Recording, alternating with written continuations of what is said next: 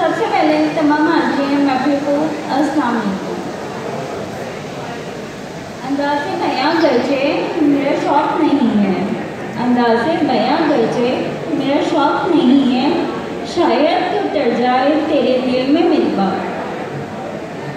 मैं अपनी बात को आगे बढ़ाते हुए आप सबसे ये कहना चाहती हूँ कि अल्लाह पाक अगर किसी को एक चीज़ से महरूम करता है तो उसके लिए दरवाजे खोल देता है, और ये अल्लाह ही का करम है कि आज मैं आप सबके सामने यहाँ अपना इज़हार ख्याल कर रही हूँ।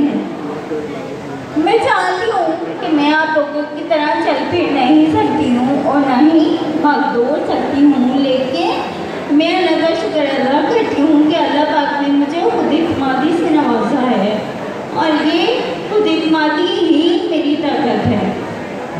हाज़िरीन महफिल, माशरे में ऐसे कई लोग हैं जिन्हें नज़रअंदाज किया जाता है।